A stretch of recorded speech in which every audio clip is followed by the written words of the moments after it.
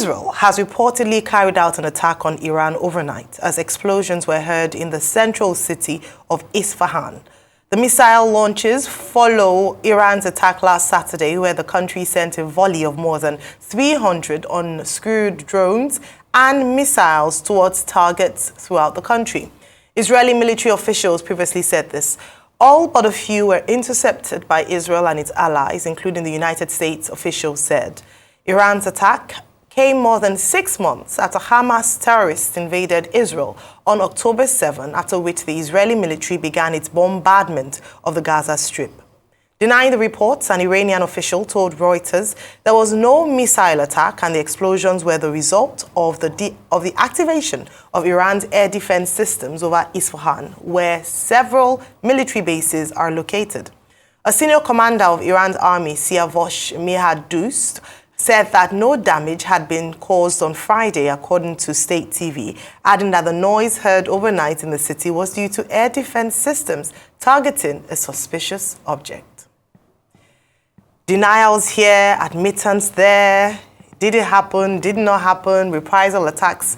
Rufai, your take on this story this morning? So, truth has to be said. I think the Americans have been trying to be able to put a finger on it. There was an attack, actually, by the Israelis and the Iranians.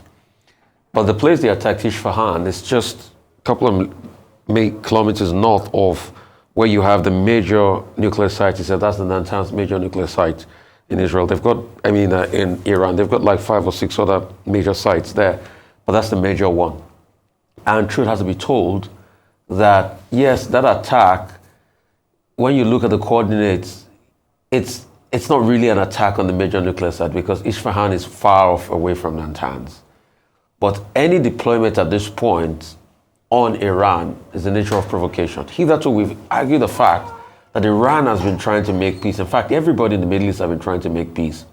The UAE too, and the Saudis were part of those that even supplied some intelligence to Israel when, the Iranians struck them. But they will not give the Iranians their airspace to be able to attack Israel.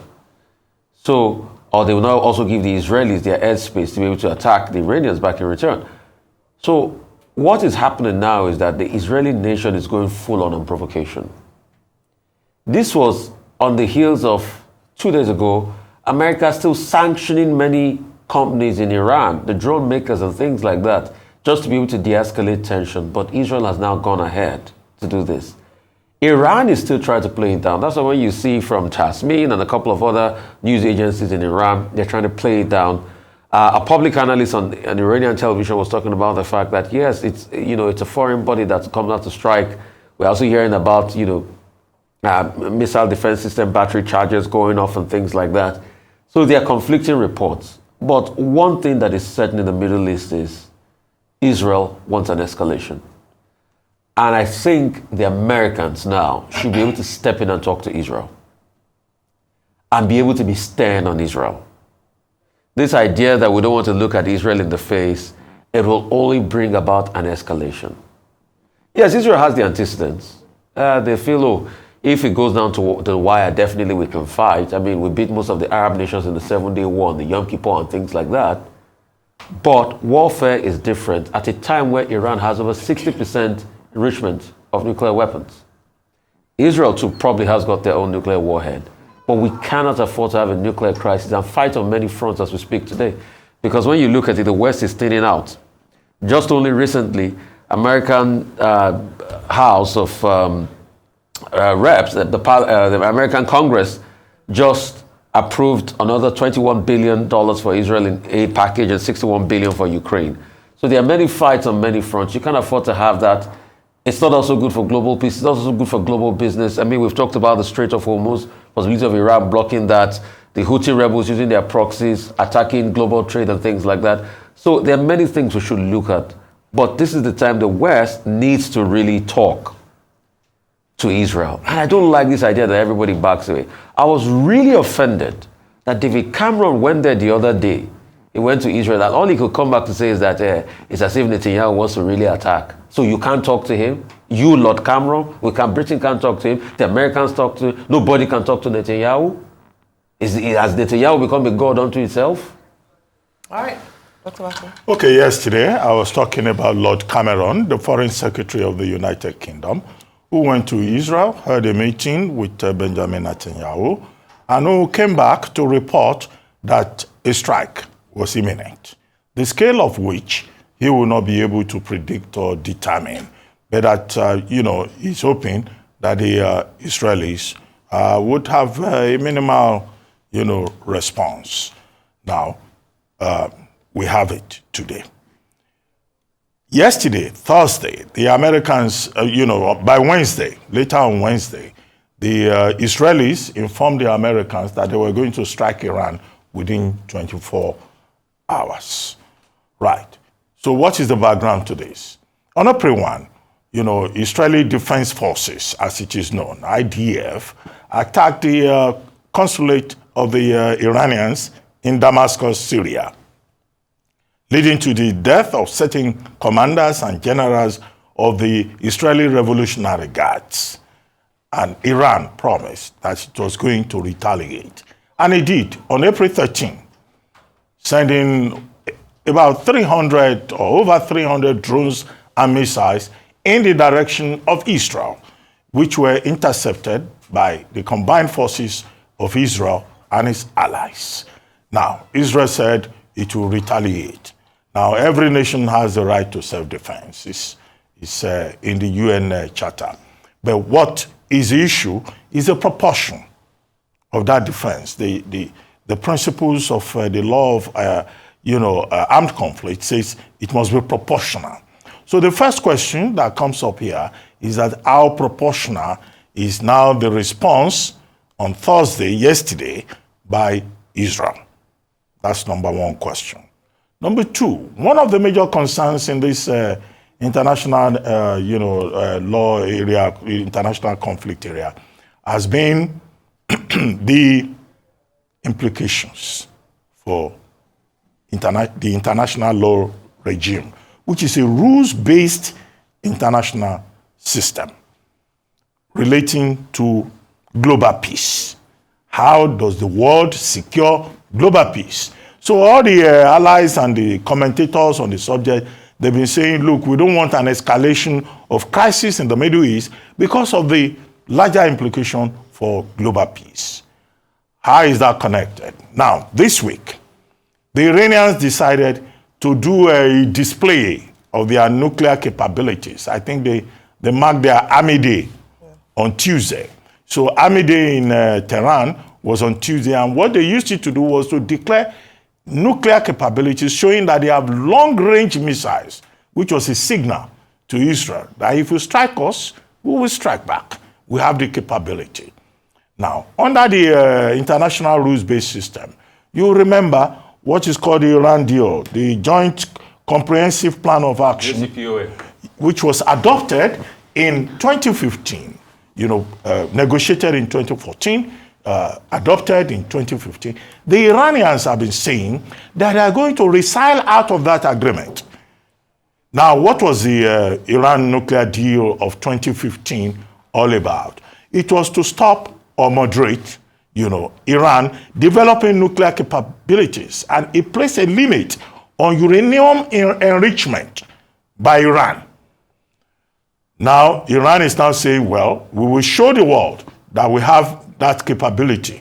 Now, some experts who know this subject in the United Kingdom have said that, in fact, Iran has that capability and had ignored even the sanctions placed on Iran in 2018.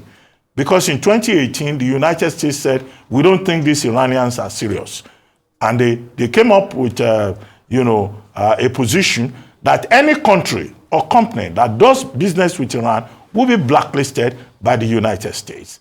And so now we have an issue now with that Iran deal, as it is also called, with President Biden, as I pointed out yesterday, saying that the United States may have to revisit the Iran deal and also, impose further sanctions on Iran. So what is our fear?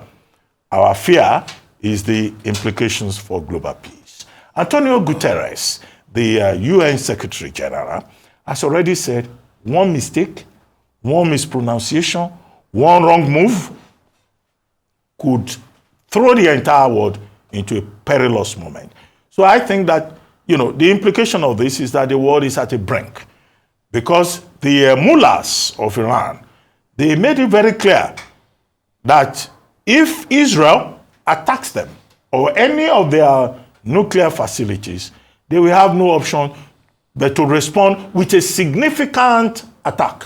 Emphasis on significant, which means that the mullahs don't even consider what they did on April 13 a significant attack. So is the world facing World War III?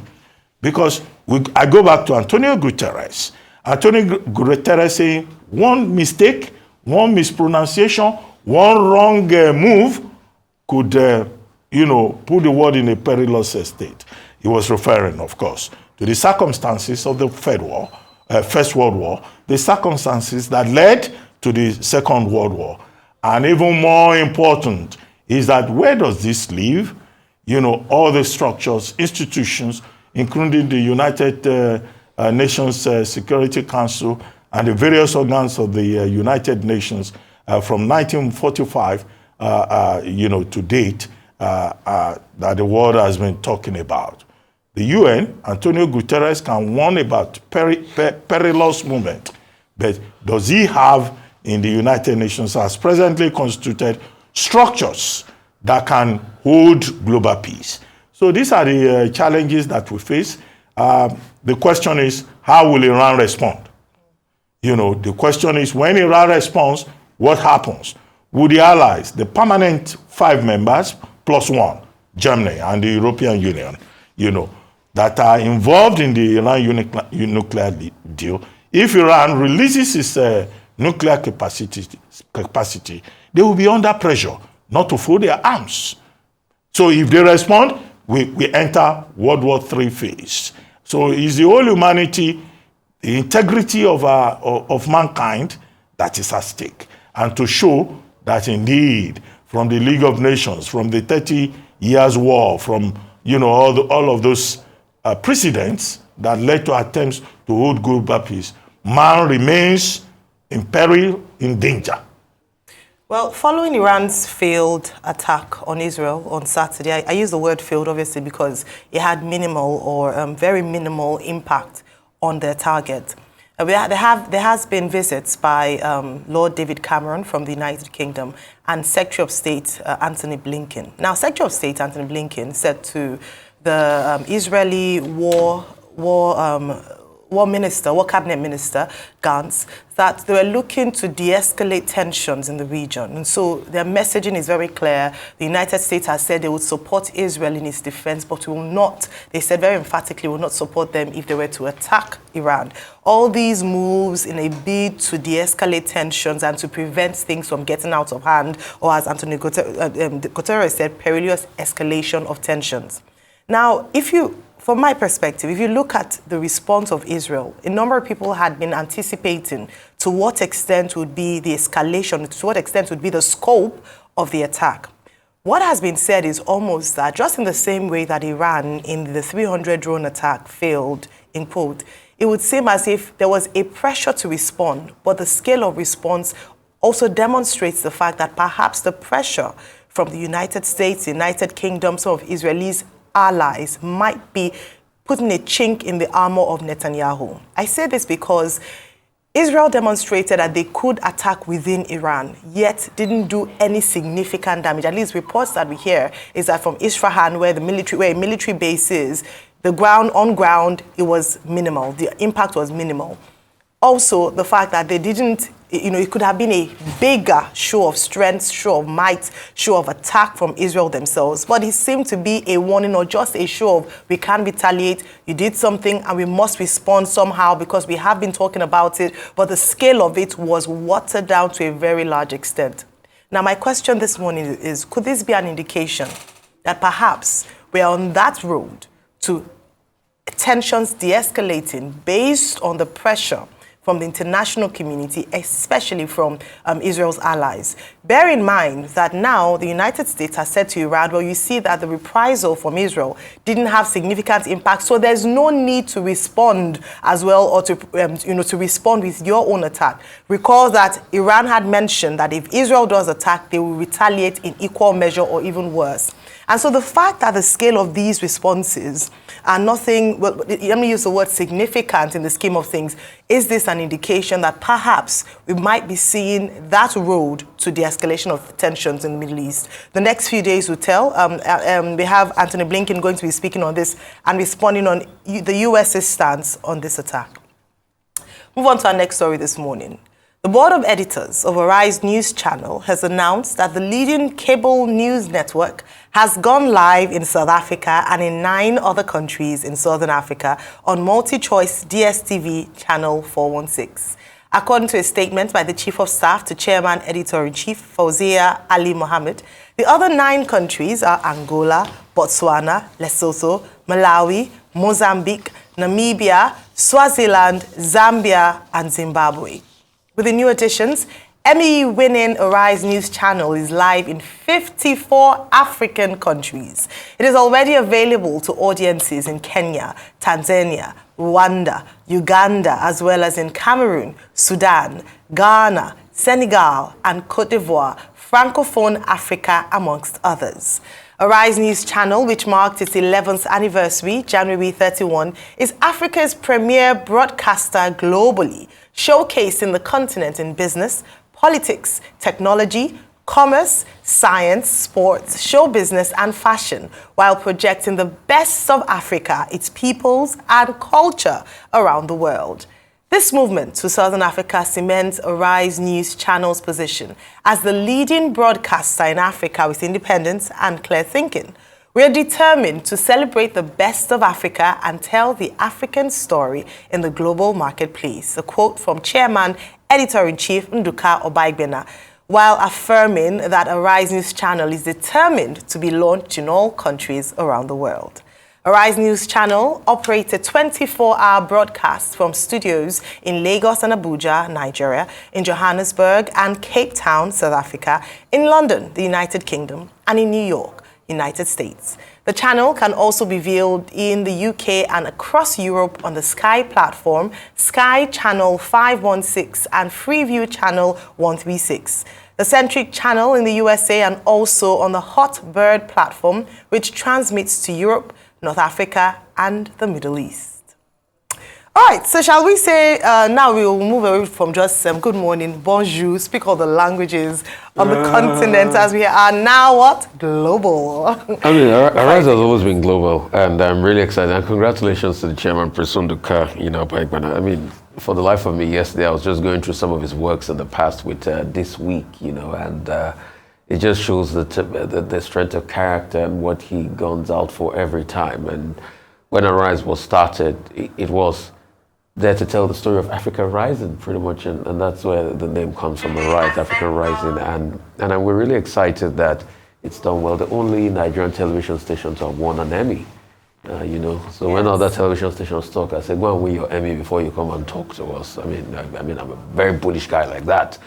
So, and now that we're going into all these markets in South Africa and everything, I mean, it's just in continuation of that tradition of rich quality content, telling the African story in our own great way and dimension, and being present in all of this African country to be able to shift this Africa Rising narrative. I mean, recently Arise went there to cover a very historical moment in Senegal when President Bashir Diomaye Faye was inaugurated as president, one of the youngest elected presidents of the African continent. We've also been there in many business, events all over the continent of Africa. We also have a very strong partnership, with great banks like Afrexim and things like that. We cover most of the events across all the African continent. So anywhere you see progress on the African continent, you see that vision and initiative of Prince Nduka Obaigbena, Duke himself, and he has done it again. And, constantly, we've also put our very good inroads in the UK, in America, and other parts of the world, and definitely it can only grow from there. And this is a good one, another one. And Chairman, sir, there are implications to this. I must have to say, Dr. Abati, please note the needful. I mean, and execute the implication from chairman. Okay. Chairman, sir. I've heard you. Yeah. Congratulations are in order. Yeah. Celebrations are in order. A little bit of masturbation is also in order. Yes, yes. Masturbatory celebration. Yeah, masturbatory celebration. After all, it was Chinua Achebe that tells us in Things Fall Apart that the leaders that says if nobody, Agama Lizard, that if nobody will praise me, I will praise myself. I will raise my head and praise myself. So, you know, all of this is in order because, look, again, a number of points about entrepreneurship. It's not easy to do business, either in Nigeria or in any part of the world. So, I mean, this is a good example of vision, of strategic thinking, of innovation, because to grow a business, you have to look at all the coordinates. At least one of those things they taught us at the Said Business School.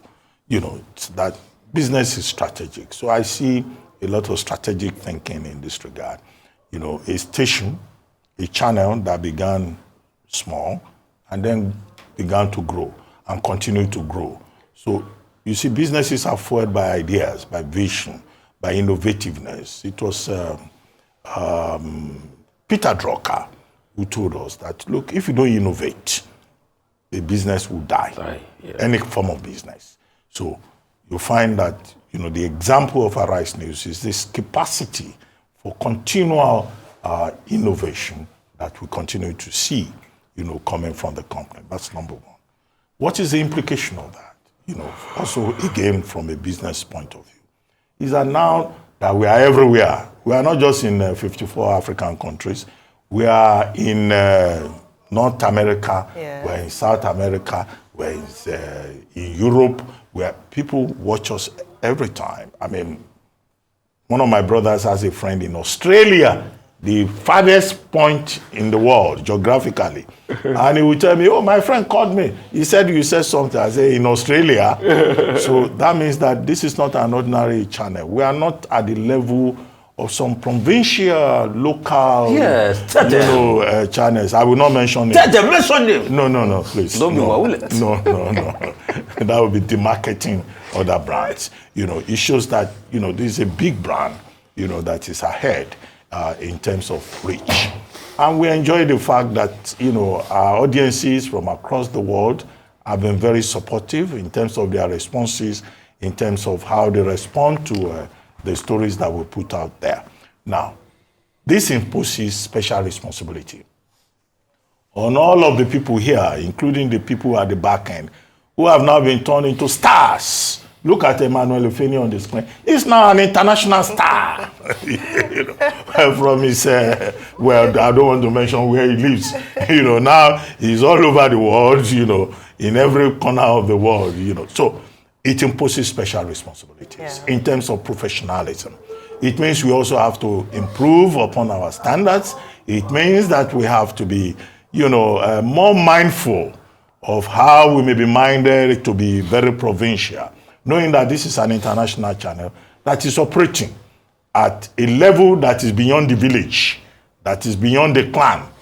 You know, so these are the issues. So those standards, so let's see this as a great opportunity, as a salute to entrepreneurship, and as also an opportunity for self-reinvention, you know, scaling up the standards, improving the skills, you know, and competing at the highest level in the world. This, I think, you know, are the lessons, the basic lessons that should be taken away by all of you who have now become international superstars. Well, congratulations are certainly in order, and I think it's just a reminder that we never rest on our oars. Despite the fact that we're leaders in the industry, we must also admit the fact that we also keep finding ways to break new grounds, do new things, and continue to be recognized as pace setters. Congratulations to the Duke himself and to all the people who make the dream work. And I'm glad that we had a show reel of some of the people in front of the camera. We have a lot more behind the scenes. And just to say that this is a testament of the hard work of the good people of the Arise Nation.